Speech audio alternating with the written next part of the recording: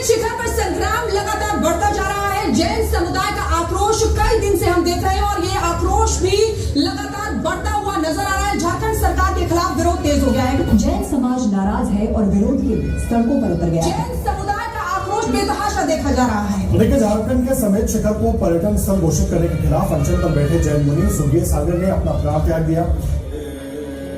पापा, ये सब क्या हो रहा है? कुछ नहीं बेटा, लोग हमारे तीर्थ क्षेत्र की रक्षा के लिए संघर्ष कर रहे हैं और आज तो एक मुनिराज ने उसकी रक्षा करते हुए अपने प्राणों की आहुति दे दी। पापा, क्या सच में लोग धर्म की रक्षा के लिए अपनी जान भी दे देते हैं? हाँ बेटा, हमारा जैन इतिहास उन महापुरुषों से भरा पड़ा है जिन्होंने धर्म की रक्षा के लिए अपने प्राणों का बलिदान दे दिया। चलो, आज मैं तुम्हें उन्हीं महापुरुषों में से एक महापुरुष की कथा सुनाता हूँ जिसने अपने प्राणों की कोई परवाह नहीं की तथा धर्म रक्षा के लिए उसे न्यौछावर कर दिया।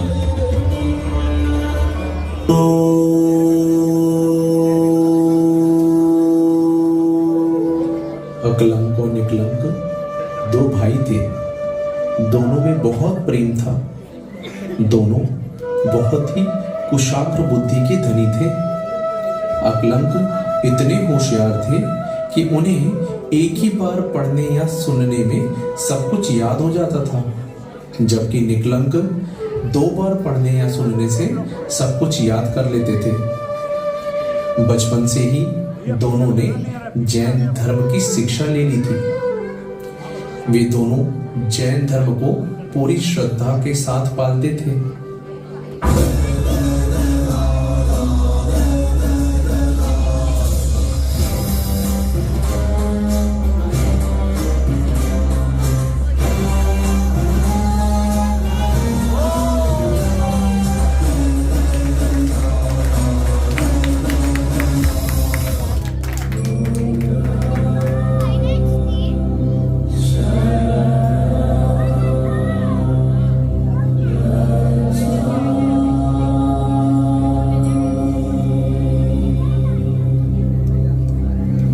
उन दिनों जैन धर्म को पढ़ाने या समझाने के लिए कोई पाठशाला नहीं होती थी, परंतु जैन ग्रंथों को समझने के लिए संस्कृत और प्राकृत भाषा का ज्ञान तो आवश्यक था। अतः अकलंक और निकलंक ने उन भाषा का ज्ञान अर्जित करने के लिए दूसरे गुरुकुल में प्रवेश ले लिया, किंतु दूसरे धर्म के गुरुकुल में जैन विद्यार्थियों के लिए प्रवेश वर्जित था। अतः उन्होंने अपनी पहचान छुपाकर वहां प्रवेश लिया और ज्ञानार्जन करने लगे। एक दिन उनके शिक्षक ने एक जैन धर्म संबंधित प्रश्न लिखा तथा उनसे इसका उत्तर पूछा। चलो शिष्यों, बताओ इसका उत्तर। किम मोक्ष मार्ग? मोक्ष मार्ग क्या है? किसी भी विद्यार्थी को उसका उत्तर ज्ञात नहीं था। सिर्फ अकलंक और निकलंक ही उसका उत्तर जानते थे। सबकी नजरों से बचते हुए उन दोनों ने उसका उत्तर लिख दिया। भ्राता, इसका उत्तर तो काफी सरल है। सम्यक दर्शन ज्ञान चारित्राणी मोक्ष मार्ग है। जब शिक्षक ने उसका उत्तर देखा तो उन्होंने मन ही मन सोचा, अरे यह तो जैन धर्म का प्रश्न है, इसका उत्तर तो किसी को नहीं आना चाहिए। निश्चित ही यहाँ कोई जैन धर्म का बालक शिक्षा ग्रहण कर रहा है, हमें इसका पता लगाना होगा। अब उस शिक्षक ने प्राचार्य के साथ मिलकर एक योजना बनाई।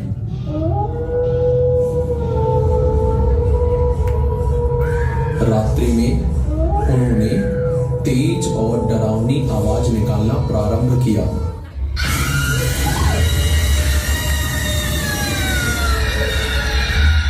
जिसे सुनकर सभी शिष्य भयभीत हो उठे और वह उठकर अपने अपने इष्ट देव को याद करने लगे। अकलंक और निकलंक भी अपने स्थान पर बैठकर अरहंत सिद्ध का जाप करने लगे। अरिहंत सिद्ध, अरिहंत सिद्ध, अरिहंत सिद्ध, अरिहंत सिद्ध, अरिहंत सिद्ध। जिसे एक द्वारपाल ने सुन लिया तथा वह तेजी से उन्हें पकड़ने के लिए दौड़ा।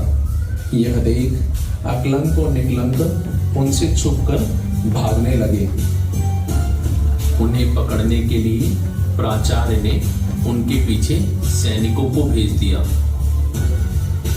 दोनों भाई नमोकार मंत्र जाप करते हुए भाग रहे थे। भागते भागते एक कमल सरोवर के पास पहुंचकर दोनों भाई रुक गए।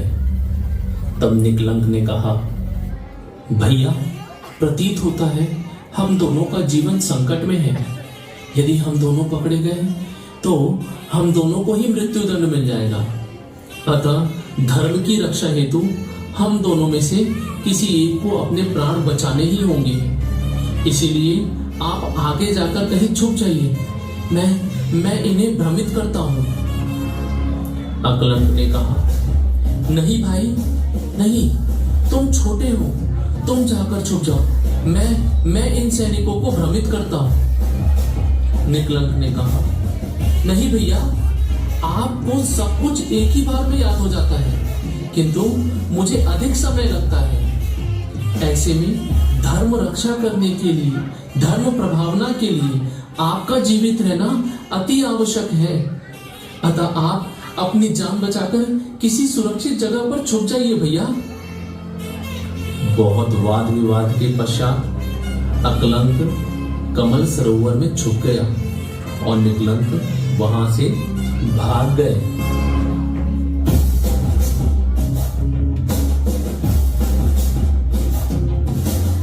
रास्ते में एक व्यक्ति ने निकलंक से पूछा, क्या हुआ भाई, तुम इस तरह क्यों भाग रहे हो? तब निकलंक ने बताया कि कुछ सैनिक मेरे पीछे पड़े हुए हैं और मुझे मारना चाहते हैं। उनसे बचने के लिए ही मैं भाग रहा हूं। यह सुन वह व्यक्ति भी डर गया और निकलंक के साथ भागने लगा। सैनिकों ने अंततः दोनों को पकड़ लिया और अकलंक और निकलंक समझ मृत्यु दंड दे दिया। इस प्रकार निकलंक ने धर्म की रक्षा हेतु अपने प्राणों का बलिदान दे दिया। अकलंक ने दिगंबरी दीक्षा लेकर अनेक शास्त्र लिखे एवं धर्म की प्रभावना की। धन्य है ऐसे निकलंक जिन्होंने धर्म की रक्षा के लिए अपने प्राण तक न्यौछावर कर दिया।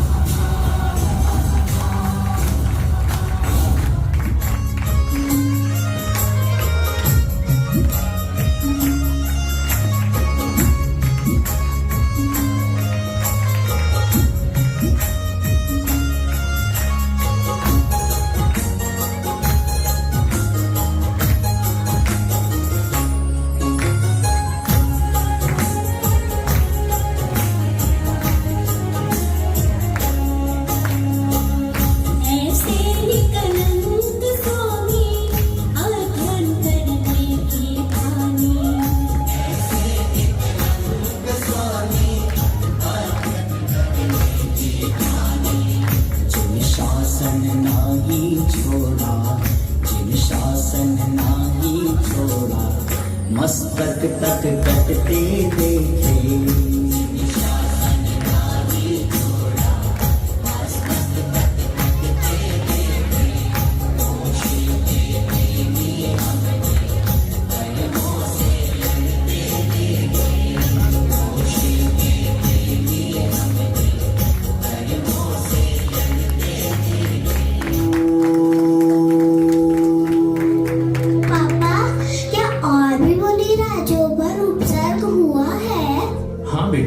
बहुत से मुनिराजों पर उपसर्ग हुए हैं। इनमें से कुछ सर्वार्थ सिद्धि में देव होते हैं। इन्हें अनुत्तरोत्पादिक महामुनिराज कहते हैं। प्रत्येक तीर्थंकर के काल में ऐसे 10 महामुनिराज होते हैं जो उपसर्ग को सहन करके सर्वार्थ सिद्धि में देव होते। आओ आज मैं तुम्हें ऐसे ही एक मुनिराज की कथा सुनाता हूँ।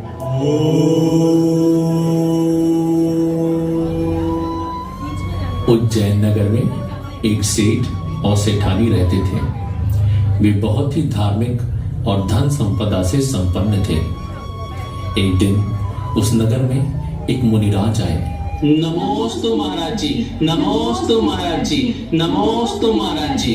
मुनिराज के दर्शन कर दोनों अत्यंत ही प्रसन्न हुए। मुनिराज के समक्ष बैठ उन्होंने अपने होने वाले बच्चे के विषय में पूछा।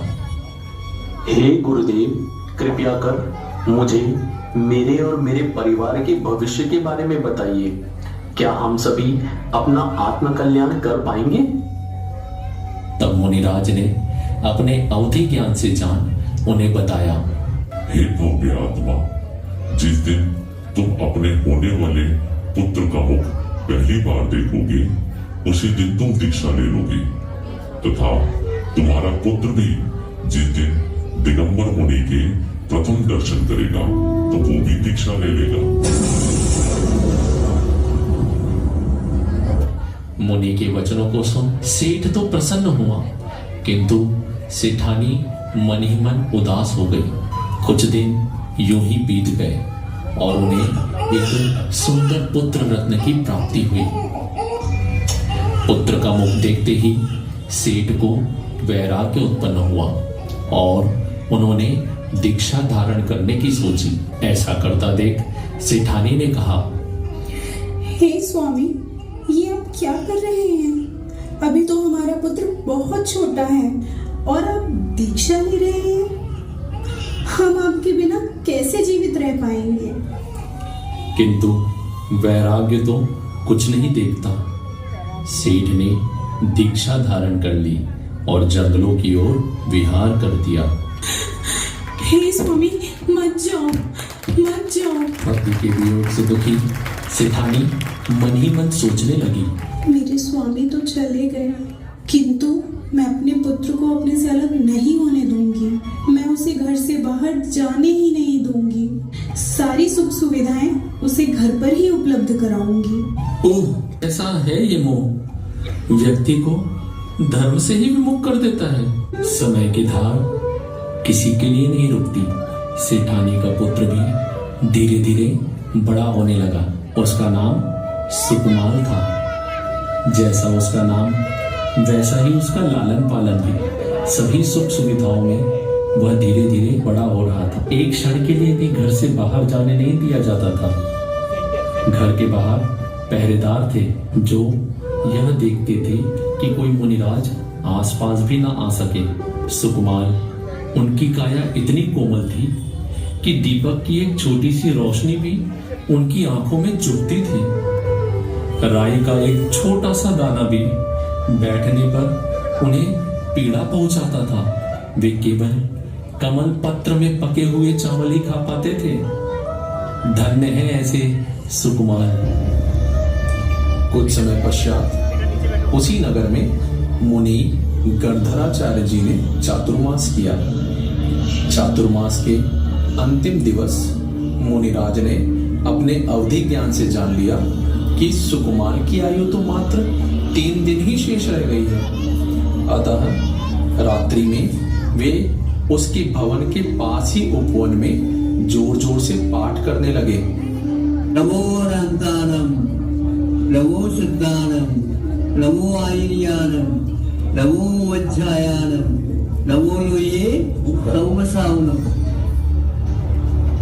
मुनिराज की आवाज सुन सुकुमार ने जिज्ञासावश खिड़की के बाहर देखा और मुनिराज के दर्शन करते ही सुकुमार को जाति स्मरण हो उठा और उसे अपने पूर्व के सभी भव याद आए। पूर्व भवों के दुख को देख उसे वैराग्य उत्पन्न हुआ। सैनिकों की नजरों से बचते हुए सुकुमार मुनिराज के समक्ष बैठ गए। मुनिराज के कथन सुन उन्होंने दीक्षा धारण कर ली तथा जंगलों की ओर विहार कर दिया। ओहो, देखो कैसे वे मुनिराज मन नंगे पैर इस पथरीले रास्ते में चल रहे हैं। कहाँ मखमलों में सोने वाले आज पैरों से खून की धार बह रही है। ओहो, धन्य है ऐसे मुनिराज, धन्य है इनकी साधना। सुकुमाल घने जंगलों में अपनी साधना में लीन थे। तभी एक सियारनी उनके रक्त की गंध सूंघती हुई वहां आ पहुंची। मुनिराज को देख उसे भी अपना पूर्वभव याद आ गया तथा वह सोचने लगी, अरे पिछले भाव में ये तो मेरा देवर था और इसने मुझे लात मारी थी। मैं इसका बदला लेकर रहूंगी। बदला लेने के लिए शियारनी ने महाराज का भक्षण प्रारंभ किया। इतने बड़े उपसर्ग में भी महाराज अपने ध्यान से विचलित नहीं हुए। वे अपनी आत्मा में ही लीन रहे। शियारनी अपने नुकीले दांतों से महाराज को नोचती रही। 3 दिनों तक महाराज को नाखूनों से नोचती रही, खाती रही। 3 दिनों के पश्चात महाराज ने अपना देह त्याग दिया और वे सर्वार्थ सिद्धि में जाकर देव हुए। धन्य है ऐसे सुकुमाल।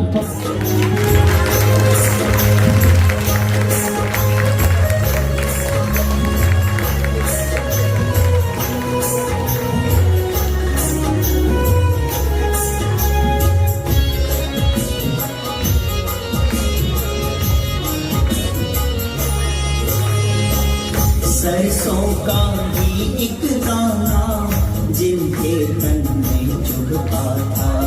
सरसों का ही एक दाना जिनके तन में चुभता था। काया की सुध छोड़ी, काया की सुध छोड़ी, गीदड़ तन खाते देखे।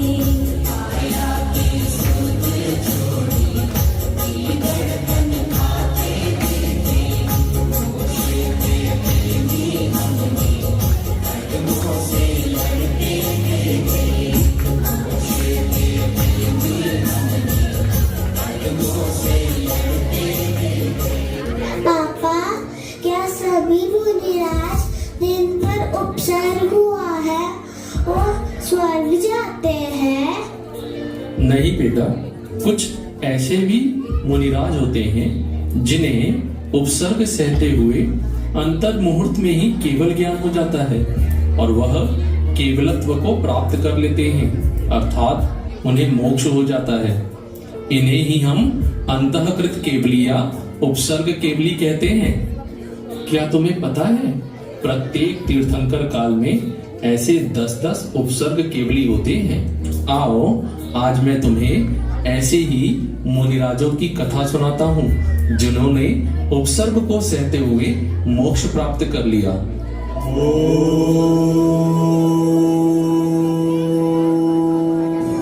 पांडवों और कौरवों के बीच एक भीषण युद्ध हुआ जिसे पांडवों ने जीत लिया।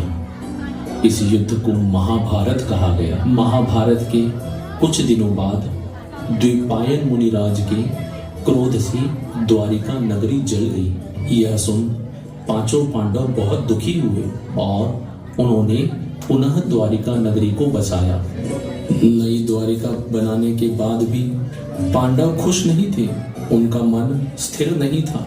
वे बहुत विचलित रहते थे और मन ही मन विचार करते थे, अरे जब देवों द्वारा बनाई हुई यह द्वारिका नगरी भी बच नहीं सकी तो हमारा क्या होगा। राज्य के लिए हमने अपने भाइयों से युद्ध किया जिसमें कितने सारे निर्दोष सैनिक मर गए। यह सब संसार तो नश्वर है।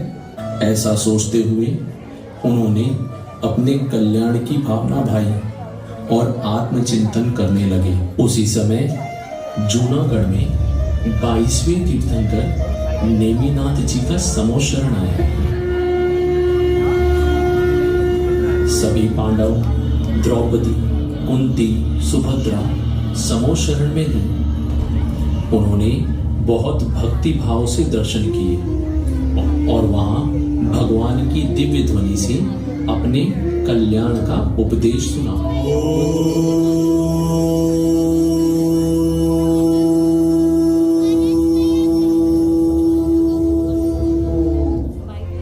दया विशुद्ध धर्म दयामय है।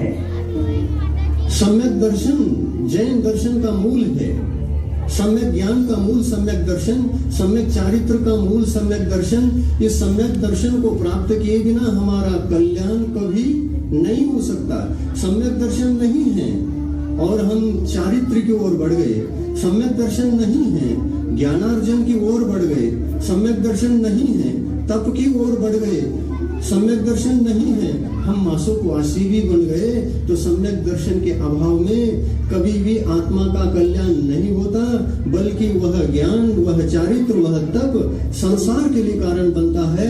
वह कभी भी चतुर्गति से मुक्त होकर के निर्वाण को प्राप्त करने की क्षमता नहीं रखता है। पांडवों के मन में वैराग्य के भाव तो पहले से ही थे।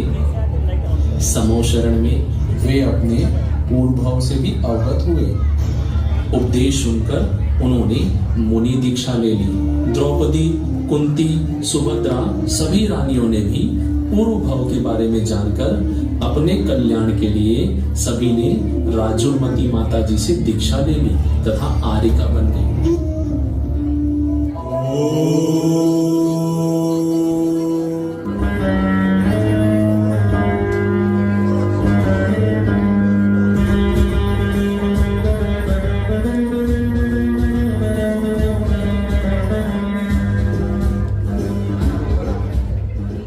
एक दिन पांचों मुनिराज ध्यान में मग्न थे।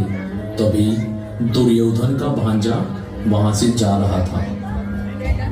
पांचों मुनिराज को देखकर उसे बहुत गुस्सा आया और वो मनी मन कहने लगा, अरे देखो तो इन धूर्त पांडवों को, मेरे मामा को मारकर कैसा ढोंग रच रहे हैं। ये कपटी बड़े ध्यानी बनते हैं। अभी मैं इनका सारा नाटक खत्म कर देता हूँ और मैं अपने मामा की मृत्यु का बदला ले लूंगा। विनाश कालय विपरीत बुद्धि। उस पापी ने बिना कुछ सोचे समझे अपने सैनिकों को पास में ही आभूषणों को गर्म करने तथा जलाने का आदेश दे दिया। सैनिकों, जाओ और इस लोहे के आभूषणों को तब तक दबाओ जब तक ये लाल सुर्ख ना हो जाए। उसके पश्चात उन लाल सुर्ख गर्म मुकुट, कुंडल इन सभी को मुनिराज को पहना दिया और उन पर घोर उपसर्ग करने लगा। किस तरह वह पांचों उसे सहन कर रहे थे, समता भाव रखे थे, किसी ने चोट तक नहीं की। उनके शीश, उनका कपाल यह गर्म हो रहा था, जल रहा था, किंतु कोई भी ध्यान से विचलित नहीं हुआ। वे सभी ध्यान में इतने मग्न थे कि कोई भी अपने स्थान से हिला तक नहीं और थोड़ी देर में उनका शरीर ऐसा जल रहा था मानो सूखी लकड़ी जल रही थी। पूरा शरीर लाल पड़ गया, धुआं निकलने लगा, किंतु धन्य है ऐसे मुनिराज जो शांत मुद्रा में भी समता भाव के साथ इस घोर उपसर्ग को सहते रहे। उन मुनिराजों ने जलते हुए शरीर में तनिक भी ध्यान नहीं दिया। वे तो आत्मा में ही लीन थे। उन्होंने कोई हलचल नहीं की। वे यही सोचते रहे, आत्मा तो अविनाशी है, इसका कभी नाश नहीं हो सकता। मैं शरीर नहीं, मैं तो एक शुद्ध आत्मा हूं। ये शरीर चल रहा है, यह आत्मा नहीं। शरीर और आत्मा ये दोनों भिन्न है। इस प्रकार चिंतन करते हुए अंतिम शुक्ल ध्यान में ही पहुंच गए। अर्जुन, भीम, युधिष्ठिर ने केवल ज्ञान प्राप्त किया और उसी समय उन्हें मोक्ष हो गया। और सहदेव ने स्वयं की चिंता नहीं की, किंतु उनके मन में अपने भाइयों के प्रति राग आ गया और वे सोचने लगे कि मेरे भाई किस प्रकार यह अग्नि को सहन कर रहे होंगे। इस प्रकार शांत भाव के साथ उन्होंने भी अपना देह त्याग कर दिया और समता भाव होने के कारण वे सर्वार्थ सिद्धि में देव बने। जहां यह घटना घटी आज भी उसे शत्रुंजय पर्वत के नाम से जाना जाता है। धन्य है ऐसे पांडव और उनकी साधना।